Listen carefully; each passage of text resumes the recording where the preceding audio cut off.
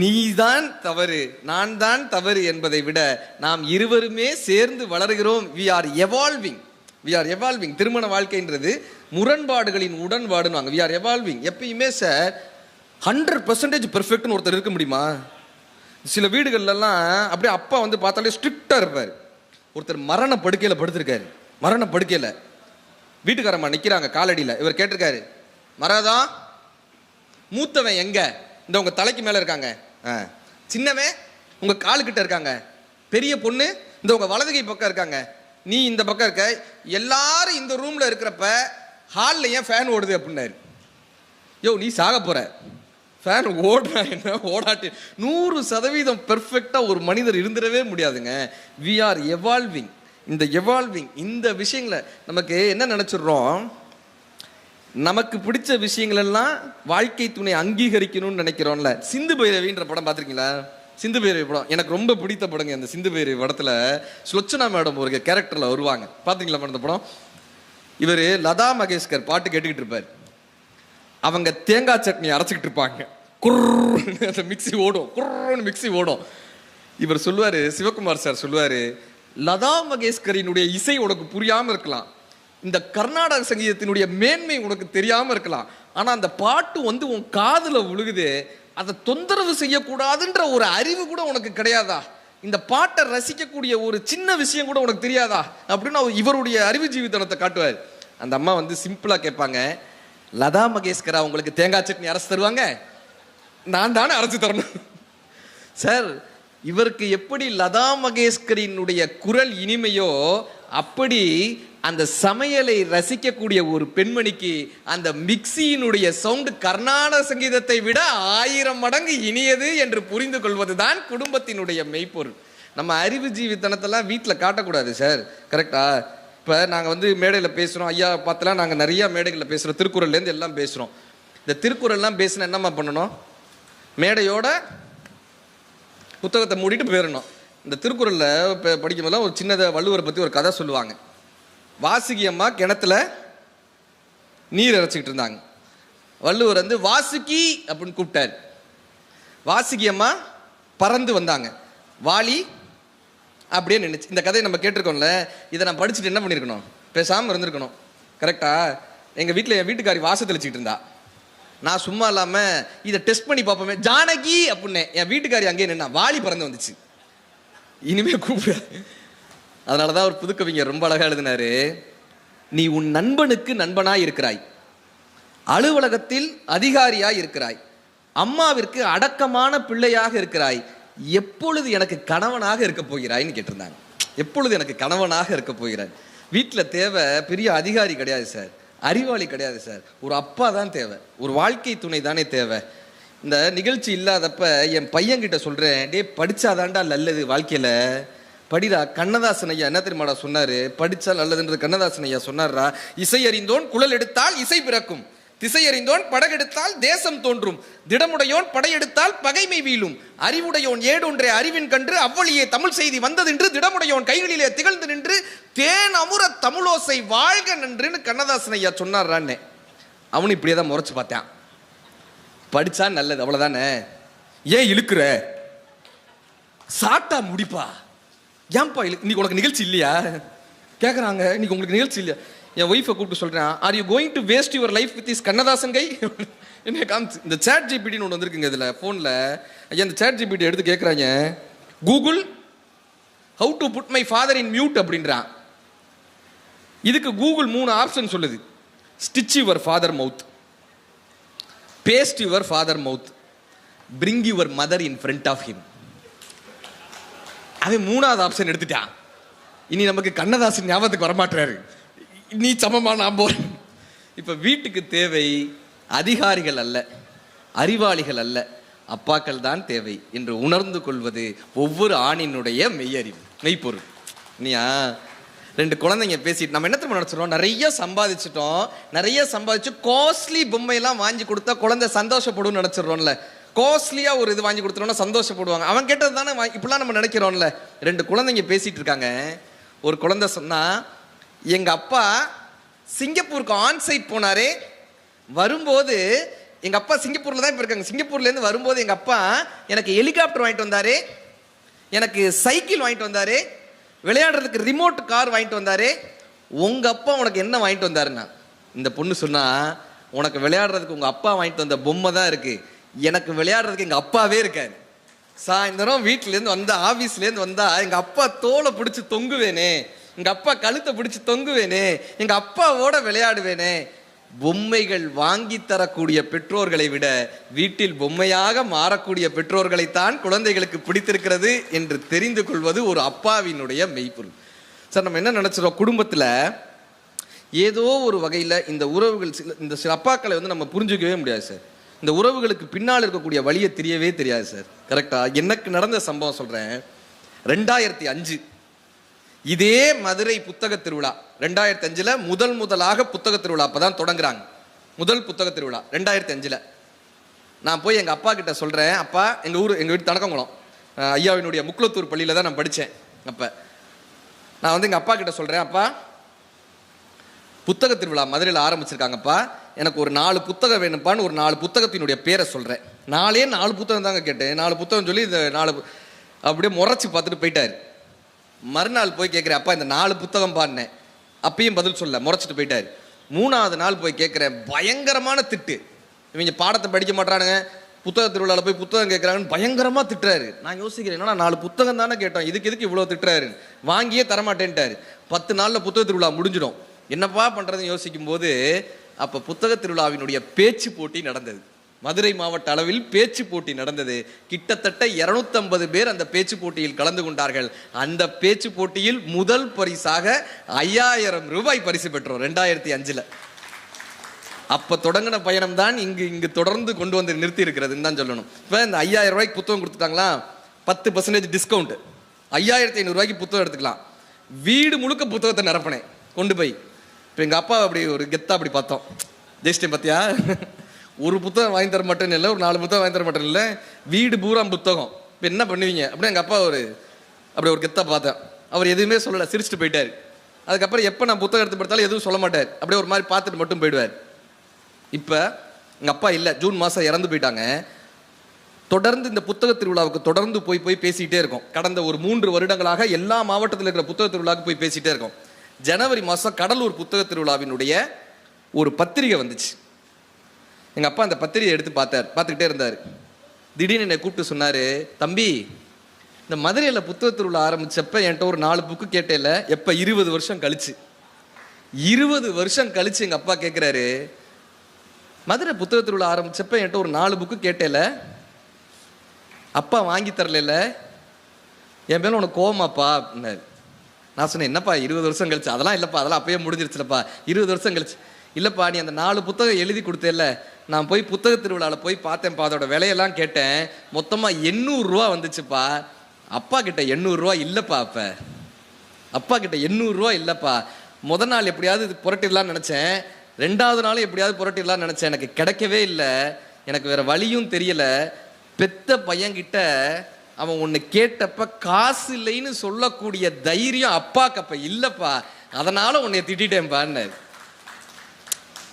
மகனிடம் காசு இல்லை என்று ஒரு அப்பாவால் சொல்லவே முடியாது என்கிற வழி, நான் ஒரு அப்பாவாக மாறிய பின்புதான் என் அப்பாவினுடைய முழு வழியும் எனக்கு புரிஞ்சது. என்னுடைய மகன் ஒன்று கேட்கும்போது அதை வாங்கித்தர முடியாத சூழ்நிலையில் நாம் இருக்கும்போது ஒரு அப்பாவினுடைய வழி என்ன என்பது 20 வருடம் கழித்துத்தான் அவருடைய அந்த வழி புரிஞ்சது. அதுக்காக இந்த அப்பாக்கள் வந்து வீட்டில் எப்பயுமே கொஞ்சம் கடுமையாக இருப்பாங்க, கரெக்டா, கொஞ்சம் கோபமாகவே இருப்பாங்க. இந்த உறவுகளுக்கு இந்த 2K தலைமுறை தம்பதியினருக்கு மெயினாக சொல்லிட்டு போடுங்க. சின்ன சண்டை வந்தால் கூட இன்னைக்கு என்ன ஆயிடுது, முன்னாடிலாம் சண்டை வந்தால் என்ன பண்ணுவாங்க, பேசாமல் விட்ட 10 நாளில் சரியா போகும், கரெக்டா. எங்கள் அம்மா கிட்டலாம் கேட்டிருக்கேன், எப்படிமா இவரோட குடும்பம் நடத்துற, என்னைக்காவது இவரை விட்டு போகலான்னு நினச்சிருக்கேன். ஏன்னா எங்கள் அப்பா எப்போ பார்த்து திட்டிகிட்டே இருப்பார், என்னைக்காவது இவரை விட்டு போகலான்னு நினச்சிருக்கியாமான்னு எங்கள் அம்மாட்ட கேட்குறேன். 60ஆம் கல்யாணத்தில் என்னைக்காவது விட்டு போயிடலாம். எங்கள் அம்மா சொன்னாங்க, தினம் நினைப்பேன், எப்படியாவது இவரை விட்டு போயிடலான்னு தினம் நினைப்பேன். ஆனால் இவரை விட்டு போனால் இவருக்கு மூக்கு கண்ணாடி யார் எடுத்து தருவாங்க, இவருக்கு கீரையை மசிச்சு யாருக்கு கொடுப்பாங்க, இந்த சுகர் மாத்திரையும் பிபி மாத்திரையும் என்னன்னே உங்கள் அப்பாவுக்கு தெரியாது. நான் விட்டு போயிட்டேன்னா இந்த மனுஷனுடைய நிலைமை என்ன ஆகும்னு நினச்சி அப்படியே பார்ப்பேன். பரிதாபமாக இருக்கும், உங்கள் அப்பா முகத்தை பார்த்தா பரிதாபமாக இருக்கும். போனா போகுதுன்னு வாழ்ந்துட்டு போயிடுவேன் நான். இன்னைக்கு பல பேர் வீட்டில் பரிதாபப்பட்டு தான் நம்மோடு குடும்பம் நடத்துகிறார்கள் என்று புரிந்து கொள்வது ஒரு மெய்யறிவு. சார், மதுரையில் மீனாட்சி கல்யாணம் நடக்கும்ல, மீனாட்சி கல்யாணத்தில் கலாகாட்சேபம் பண்ணுவாங்க. ஏதாவது ஒரு பேச்சரங்கம் மதுரையில் நடந்துகிட்டே இருக்கும்ல, நாங்கள் எல்லா பேச்சரங்கமும் போய் கேட்பேன், ஆன்மீக சொற்பொழிவு எல்லாத்தையும் போய் கேட்பேன். அப்போ நான் சின்ன பிள்ளையா இருந்தப்ப மதுரை கல்யாணம், மீனாட்சி அம்மன் கல்யாணம் நடக்கும்போது ஒருத்தர் கலாகாட்சேபம் பேசணும். இன்னும் எனக்கு அந்த கதை ஞாபகம் இருக்கு. பள்ளியறை பூஜை நடக்குதான், மீனாட்சி அம்மனுக்கும் சொக்கநாதருக்கும் பள்ளியறை பூஜை. இந்த ஊஞ்சலில் வச்சு ஆட்டுவாங்கல்ல, இந்த ஊஞ்சலை யார் தெரியுமா ஆட்டுறாங்க? மீனாட்சி அம்மனும் சொக்கநாதரும் இந்த ஊஞ்சல்ல உட்காந்துருக்காங்க. இந்த ஊஞ்சலை யார் தெரியுமா ஆட்டுறாங்க? அந்த பக்கத்துலேருந்து ஒரு பூதம், இந்த பக்கத்துலேருந்து ஒரு பூதம், ரெண்டு பூதமும் இந்த ஊஞ்சல் ஆட்டுது. இப்போ அந்த பக்கத்தில் ஒரு பூதம் இருக்கும்ல, அந்த பக்கம், அந்த பூதம் இந்த பூதத்துக்கு சிக்னல் காட்டுது, சைகை காட்டுது. சிவபெருமானுடைய தலையை பாரு, சிக்னல், சிவபெருமான் தலையை பாரு, சிவபெருமானுடைய தலையை பாரு. இந்த பூதம் என்ன, சிவபெருமான் தலையை பாரு. இந்த பூதம் எட்டி பார்க்குது சிவபெருமான் தலையை. பார்த்தா தலையில அங்கே கங்க அங்கே கங்க அங்கே கங்க சிகப்பு சிகப்பா சிகப்பு சிகப்பா சிகப்பு சிகப்பா இருக்கு. இந்த பூதம் யோசிக்குது, சம்பந்தமே இல்லாம இந்த சிவபெருமான் எதுக்கடா ஹேர் கலரிங் பண்ணிட்டு வந்திருக்காரு, பள்ளியறை பூஜைக்கு எதுக்கடா இவர் ஹேர் கலரிங் பண்ணிட்டு வந்திருக்காரு. எப்படி, இந்த பூதம் கேட்குது, எப்படி எப்படி சகப்பு சிவப்பா வந்துச்சு, எப்படி சகப்பு சிவப்பா வந்துச்சு. அந்த பூதம் அங்கேயும் சொல்லுது, மீனாட்சி அம்மன் காலை பாரு, காலை பாருன்னு. இந்த காலில் நலுங்கு போட்டிருப்பாங்கல்ல, இந்த நலுங்கு சிவப்பு கலர்ல போட்டிருப்பாங்கல்ல, அந்த நலுங்கு அங்கே கங்க அங்கே கங்க அங்கே கங்க அழிஞ்சு போயிருக்கு. என்ன தெரியுமா விஷயம்? பள்ளியறை பூஜைக்கு வர்றதுக்கு முன்னாடி தலைவர் காலில் விழுந்துட்டு வந்திருக்காரு. பள்ளியறை பூஜைக்கு வர்றதுக்கு முன்னாடி தலைவர் ஏதோ ஒரு தப்பு பண்ணி காலில் விழுந்துட்டு வந்திருக்காரு. இந்த அதனால அந்த மீனாட்சி அம்மனுடைய அந்த சிகப்பெல்லாம் தலையில ஒட்டிக்கிச்சான். சொக்கநாதராகவே இருந்தாலும் மீனாட்சியினுடைய காலில் விழுந்தால்தான் வாழ்க்கை சிறப்பாக இருக்கும் என்று கற்றுக் கொடுத்த மண் எங்கள் மதுரை மண். வாழ்க்கையில ஜெயிக்கணும்னா மனைவியிடம் தோற்கலாம் என்று கற்றுக்கொள்வது மெய்ப்பொருள். நீயா சார், ஒரு பையன் போய் அப்பாட்ட கேட்டிருக்கான், அப்பா நீ அம்மாவை லவ் பண்ணவே இல்லையாப்பா, லவ் பண்ணவே இல்லையாப்பா, ஏன்டா அப்படின்னு இருக்காரு. இன்னைக்கெல்லாம் என்னன்னா சார், எல்லாருமே ஒரு செல்ஃபி எடுத்து ஐ லவ் மை ஹப்பி அப்படின்னு போட்டுக்கிறது ஒரு சிறப்பு. நம்ம கரெக்டா பிறந்தநாள் வந்துருச்சுன்னா அப்படி ஒரு போட்டோ எடுத்து போட்டுக்கிறாங்க. இந்த 2K தலைமுறையினர் ஐ லவ் மை ஹப்பி அப்படின்னு ஸ்டேட்டஸ் போடுறாங்க. வீட்டில் சோறு போட மாட்டாங்க, ஸ்டேட்டஸ் போட்டு ஐ லவ் மை ஹப்பி அப்படின்னு ஊருக்கே சொல்றோம். ஆனால் அந்த காதல் அங்கே இருக்கான்னு ஒரு பையன் போய் கேட்குறான், அப்பா நீ அம்மாவை லவ் பண்ணவே இல்லையாப்பா, ஏன்டா, நீ ஐ லவ் யூன்னு சொல்லி நான் பார்க்கவே இல்லைப்பா, ஐ லவ் யூ நீ சொன்னதே கிடையாதுப்பா. அவங்க அப்பா என்ன பண்ணுறாரு, அவங்க அம்மா குளிச்சுட்டு வராங்க, மரகதம் அதை எடுத்துட்டு வாங்க அப்படின்னாரு. அந்த அம்மா போய் ஒரு மூக்கு கண்ணாடி டப்பா எடுத்துட்டு வந்து கொடுக்குறாங்க. இவர் தோளில் ஒரு துண்டு போட்டிருந்தார், இந்த துண்டு எடுத்து கொடுத்தாரு. அந்த பையன் சொன்னான், அப்பா புரிஞ்சிருச்சுப்பா, புரிஞ்சிருச்சு, உங்களுக்கு புரிஞ்சிச்சா, அதை எடுத்து கொண்டு வா என்று சொல்லும்போது எதை என்று கேட்காமல் இந்த நேரத்தில் இதைத்தான் கேட்பார் என்ற புரிதலோடு எடுத்துட்டு வந்து கொடுக்குறாங்களா. அந்த புரிதலிலும் இவ தலைக்கு குளிச்சுட்டு வந்திருக்கா, தலை ஈரமா இருக்கு, சரியா துடைக்கல, இவளுக்கு தலைவலி வந்துடும், நாள் முழுக்க தலைவலியோடு இருப்பாள் என்ற ஒரு அக்கறை இருக்குல்ல. புரிதலிலும் அக்கறையிலும் தான் காதல் இருக்கிறதே தவிர ஐ லவ் யூ என்கிற 3 வார்த்தையில் இந்த காதலை அடக்கவே முடியாது சார். நான்லாம் நினைச்சிருக்கேன், எங்க அப்பாவுக்குலாம் இந்த காதல்னா என்னன்னே தெரியாதுன்னு நினச்சிட்டு இருந்தேன். கடைசி பீரியட் ஜூன் 7ஆம் தேதி எங்கள் அப்பா இறந்து போகிறாரு. இந்த 5ஆம் தேதியிலேருந்து அவரை வென்டிலேட்டரில் வச்சுருக்காங்க. மாஸ்க் எல்லாம் மாட்டி மூக்கு வழியாக அந்த சாப்பாடெல்லாம் மூக்கு வழியாக போயிட்டுருக்கு. இவர் எங்களை பார்த்து பார்த்து அந்த மாஸ்க்கை கழட்டிக்கிட்டே இருக்காரு, ஆக்சிஜன் மாஸ்க்கை கழட்டிக்கிட்டே இருக்காரு. அப்பக்கப்போ கலட்டு, அவங்க நர்ஸ் எல்லாம் திட்டுறாங்க, அதை கலட்டாதீங்க சார்னு திட்டுறாங்க. நான் போய் அப்பா கிட்ட கேட்குறேன், ஏன்பா அதை போட்டு கழட்டிக்கிட்டே இருக்க, என்னப்பா சொல்லுப்பா, என்னப்பா வேணும். அவர் அந்த மாஸ்க்கை கலட்டி அந்த பேச முடியாத குரலில் சொல்கிறாரு, டேய் உங்கள் அம்மா சுகர் மாத்திரை போட்டுட்டாளான்னு கேள்றான்றார். உங்கள் அம்மா சுகர் மாத்திரை போட்டாளான்னு கேள்றா, மறந்துடுவாடா சுகர். இவருக்கே உயிரில் போராடிட்டு இருக்காங்க. அந்த ஆஸ்பத்திரியினுடைய மருந்து வாடையை தாண்டி என் அப்பாவினுடைய காதல் மடம் ஆஸ்பத்திரி முழுவதுமாக நிரம்பி இருந்தது. இப்போ இந்த சண்டை வருவது பிரிந்து செல்வதற்காக அல்ல, ஒருவரை ஒருவர் புரிந்து கொள்வதற்காக என்று புரிந்து கொள்வதுதான் குடும்பத்தில் இருக்கக்கூடிய மெய்ப்பொருள். நாம் ஒருவரை ஒருவர் புரிந்து கொள்வதற்கான தருணம் என்று புரிந்து கொள்வது குடும்பத்தினுடைய மெய்ப்பொருள். நம்ம என்ன பண்ணிடுறோம், குடும்பத்தில் சண்டை வந்தா பரிகாரம் பண்ணா சரியா போயிருன்றாயிலே, இங்க போய் பரிகாரம் பண்ணா, அங்க போய் பரிகாரம் பண்ணான். கவிக்கோ ரொம்ப அழகா சொல்லுவாரு, யாரோ ஒருவன் என் தலையில் எழுதி கொண்டிருந்தான், நான் உற்று பார்த்தேன், அது வேறு யாரும் அல்ல, நான் தான் என்றார். நான் தான் என்றார். தீதும் நன்றும் நம்ம என்ன பண்ணிடுறோம், கோயில்ல போய் விளக்கேத்துனா வீட்டு பிரச்சனை தீந்துரும் நம்புறானே. கரெக்டா? வெள்ளிக்கிழமையான துர்க்கை அம்மனுக்கு விளக்கேற்றணும்னு ஒரு சம்பிரதாயம் சொல்லி விட்டாங்க. எங்க வீட்டு பக்கத்தில் தேனுபுரீஸ்வரர் கோயில்னு ஒரு பெரிய சிவாலயம் இருக்கு. ஒரு இந்த குங்குமம் கொடுப்பார்ல குருக்கள், அவர் ஒரு சேர் போட்டு உட்காந்துருந்தார். ஒரு அம்மா, இப்பெல்லாம் கோயிலுக்குள்ள தீபம் ஏற்றக்கூடாதுன்னு ரூல்ஸ் இருக்கு. கரெக்டா? கோயிலுக்குள்ள தீபம் ஏற்றக்கூடாது. அதனால நம்ம ஆட்கள் என்ன பண்ணிடுவாங்க, ஒரு பாட்டில் நிறைய எண்ணெயை எடுத்துட்டு போய் எங்கெல்லாம் விளக்கு இருக்கோ அதிலெல்லாம் கொட்டிட்டு வந்துடுவாங்க. ஒரு குருக்கள் குங்குமம் கொடுக்குறவர், அவருக்கு நின்று கொடுக்க முடியாது, ஒரு சேர் போட்டு உட்காந்துருந்தார். சேர் போட்டு உட்காந்து எல்லாருக்கும் கொடுத்துருந்தார். அவர் தலைக்கு மேலே இப்படி விளக்கு இருக்கு, துர்க்கை அம்மன் சன்னதி தலைக்கு மேலே இப்படி விளக்கு இருக்கு.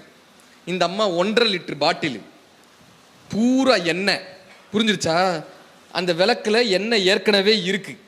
இந்த அம்மா கொண்டு வந்து அத்தனை லிட்டர் எண்ணெயும் அதுல கொட்டி அந்த மனுஷன் தலையில கொட்டி அவர் கோயில்ல எண்ணெய் தேய்ச்சி குடிச்சுக்கிட்டு இருந்தார். கண்ணதாசன் ஐயா ரொம்ப அழகா சொல்லுவார், யார் இறைவன்னு கேட்டாங்க. இந்த புரிதல், யார் இறைவன்னு கேட்டாங்க. பூஜ்யத்துக்குள்ளே ராஜ்யத்தை ஆண்டு கொண்டு புரியாமல் இருப்பான் ஒருவன், அதை புரிந்து கொண்டால் அவன்தான் இறைவன். தென்னையில நீருக்குள்ளே தேக்கி வைக்கும் ஓட்டுக்குள்ளே தேங்காயை போல் இருப்பான் ஒருவன், அதை தெரிந்து கொண்டால் அவன்தான் இறைவன். வானவெளி பட்டினத்தில் வட்டமதி சக்கிரத்தில் ஞானரதம் ஓட்டி வரும் ஒருவன், அதை நாடி சென்றால் அவன்தான் இறைவன். முற்றும் கசந்ததென்று பற்றெடுத்து வந்தவர்க்கு சுற்றமென நின்றிருப்பான் ஒருவன், அதை தொடர்ந்து சென்றால் அவன்தான் இறைவன். பஞ்சுபடும் பாடுபடும் நெஞ்சுபடும் பாடறிந்து அஞ்சுதலை நீக்கி வைப்பான் ஒருவன், அவன் ஆறுதலை தந்துவிடும் இறைவன். கல்லுக்குள்ளே தேரை கண்டு கருவுக்குள்ளே பிள்ளை கண்டு உள்ளிருந்து ஊட்டி வைப்பான் ஒருவன், அதை உண்டு கழித்தவர்க்கு அவன்தான் இறைவன். கோழிக்குள்ளே முட்டை வைத்து முட்டைக்குள்ளே கோழி வைத்து வாழைக்கும் கன்று வைத்தான் ஒருவன், அந்த ஏழையின் பெயர் இந்த உலகில் இறைவன். நீருக்குள்ளே குளிர்ச்சி வைத்து நெருப்புக்குள்ளே சூடு வைத்து கருப்புக்குள்ளும் வெண்மை வைத்தான் ஒருவன், உள்ளம் கனிந்து கண்டவர்க்கு அவன்தான் இறைவன். சின்னஞ்சிறு சக்கிரத்தில் ஜீவன்களை சுற்ற வைத்து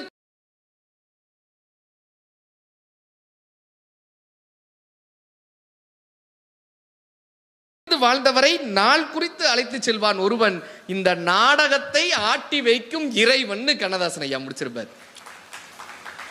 இதை உணர்ந்து கொள்வது மெய்ப்பொருள்.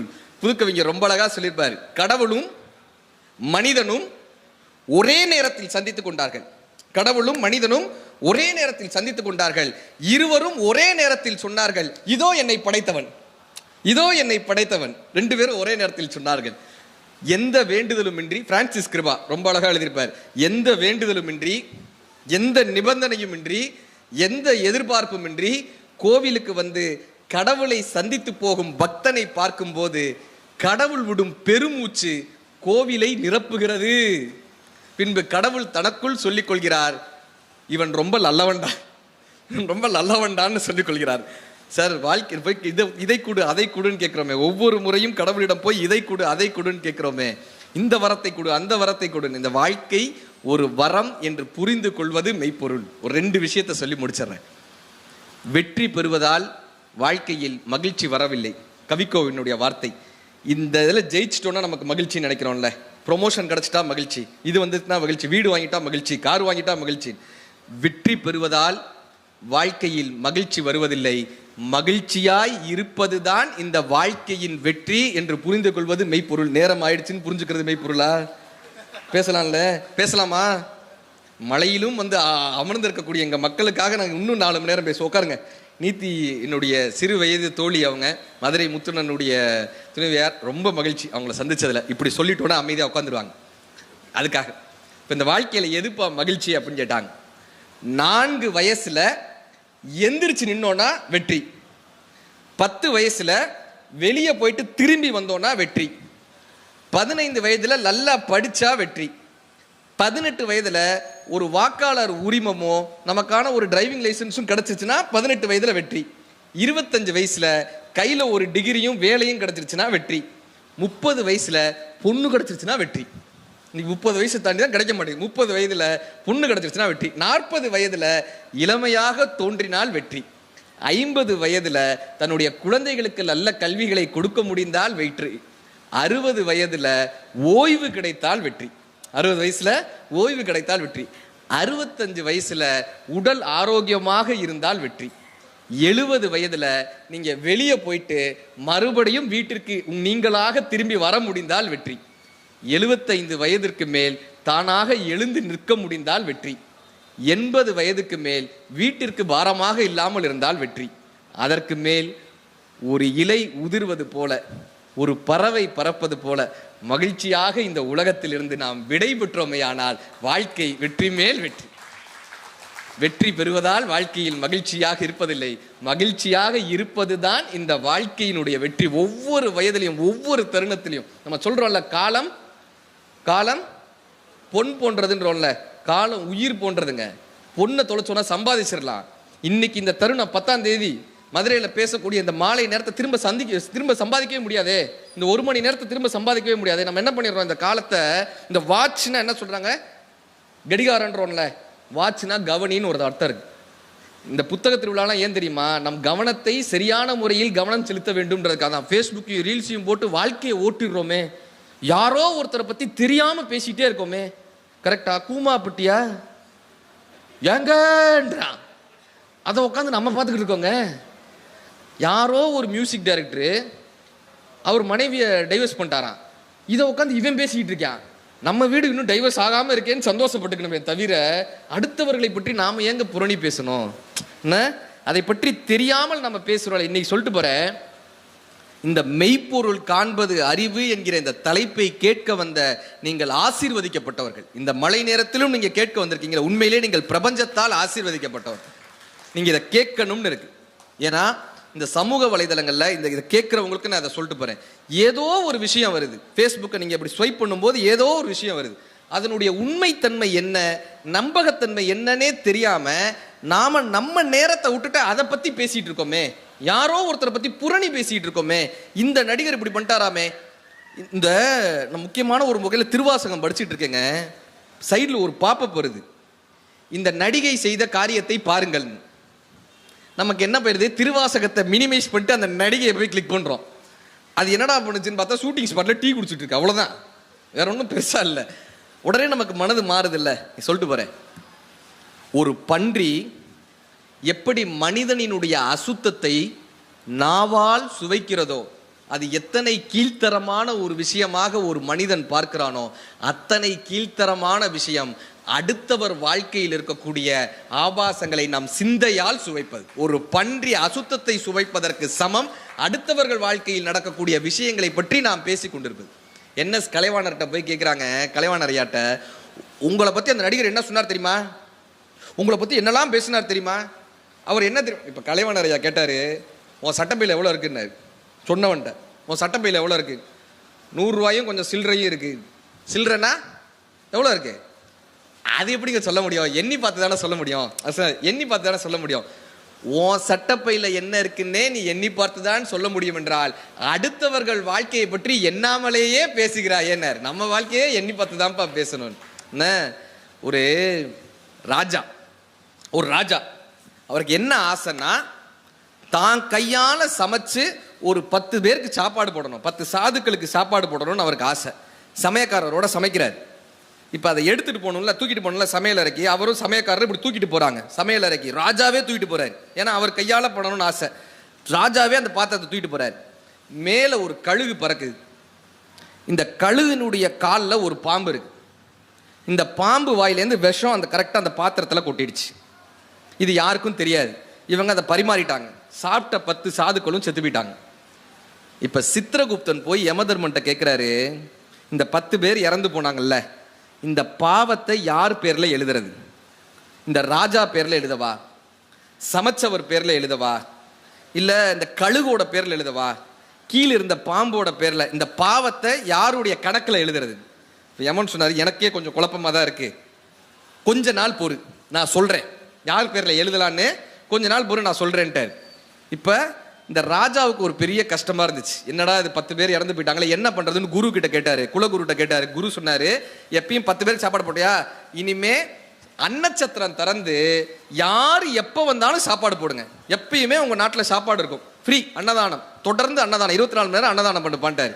இவர் தொடர்ந்து நிறைய சத்திரங்களை ஓப்பன் பண்றாரு, நாடு முழுக்க சத்திரங்களை ஓப்பன் பண்றாரு, யார் வேணாலும் வந்து சாப்பிட்டு போலான்னு தொடர்ந்து சத்திரங்களை ஓப்பன் பண்றாரு. இப்ப வெளிநாட்டில இருந்து ஒரு 5 சாதுக்கள் வராங்க. இவர் நாட்டுக்கு வரும்போது இந்த நாட்டினுடைய எல்லையில ஒரு வீடு, ஒரு கிளை உட்காந்து பாத்திரம் தேய்ச்சிக்கிட்டு இருந்துச்சு. ஒரு பாட்டி போய் பாத்திரம் தேய்ச்சிக்கிட்டு இருந்துச்சு. இந்த வந்த சாதுக்கள் கேட்குறாங்க, ஏன் பாட்டி பாட்டி இந்த ராஜா சாப்பாடு போடுறாராமே, எல்லாருக்கும் சாப்பாடெல்லாம் போடுறாராமே, அண்ணன் நாங்கள் ரொம்ப தூரத்துலேருந்து வரோம், பசிக்குது, இந்த ராஜா சாப்பாடு போடுறாருல அந்த அன்னதான சத்திரம் எங்கே இருக்குங்க? இப்போ இந்த பாட்டி பாத்திரம் தேய்ச்சிக்கிட்டே சொல்லிச்சு, ராஜா சாப்பாடெல்லாம் எல்லாத்தையும் போடுவாராம், ஆனால் அதை சாப்பிட்டவங்கெல்லாம் செத்து போயிடுவாங்களாம், அப்புறம் உன் விருப்பம் அப்படின்ட்டுச்சு. இப்போ யமதர்மன் சித்திரகுப்தனை கூப்பிட்டாரு. அந்த பாவ கணக்கு யார் பேரில் எழுதணும்னு கேட்டேல, இந்த கிளவி பேரில் எழுது, இந்த கிளவி பேரில் எழுது. என்னன்னே தெரியாம அடுத்தவங்களுடைய வாழ்க்கையில மூக்க நுழைச்சு அதை பத்தி ஒரு கருத்து சொல்லுது பத்தியா, இந்த கிளவி பேர்ல அந்த பாவ கணக்கை எழுதுனாராம்.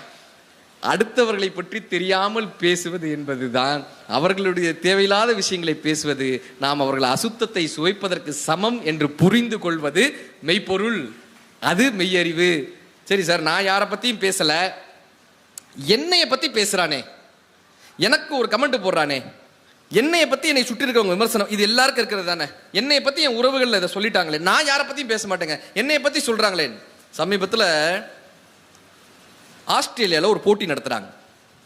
ஒரு சிறுத்தை, அந்த சிறுத்தையோட 10 நாய்கள். இந்த 10 நாயும் சிறுத்தையை நிகராக எந்த நாய் ஓடுதுன்னு பார்க்கணும். இதுதான் காம்படிஷன். சிறுத்தைய ஒரு கூண்டுல, 10 நாய்களை ஒரு கூண்டுல, சிறுத்தை இருக்கு, கரெக்டா ரெடியா இருக்கு, 10 நாய்களும் யாரு சிறுத்தைக்கு நிகராக ஓடுறாங்க அப்படின்னு ஒரு போட்டி. ஓட்டப்பந்தயத்துக்கான அந்த விசில் ஊதப்படுது, கூண்டுகள் எல்லாம் திறக்குது, 10 நாய்களும் வேகமா ஓடுச்சு. சிறுத்தை நகரவே இல்லை, அப்படியே ஸ்டைலா நின்னுச்சு. சிறுத்தை நகரவே இல்லை, கம்பீரமா நின்னுச்சு. அப்படி கம்பீரமா நிக்குது. எல்லாம் யோசிக்கிறாங்க, நாய் வேகமா ஓடுது, சிறுத்தை கம்பீரமா நிக்குது. என்ன தெரியுமா அர்த்தம்? இந்த சிறுத்தை சொல்லாமல் சொன்னதுக்கான காரணம் என்ன தெரியுமா? நான் சிறுத்தை நாய்களோடு போட்டியிடுவதில்லை. நான் சிறுத்தை என்பது எனக்கு தெரியும், நான் வேட்டையாடுவதற்கு மட்டும்தான் ஓடுவேனே தவிர நாய்களோடு போட்டியிடுவதற்கு நான் ஓடுவதில்லை.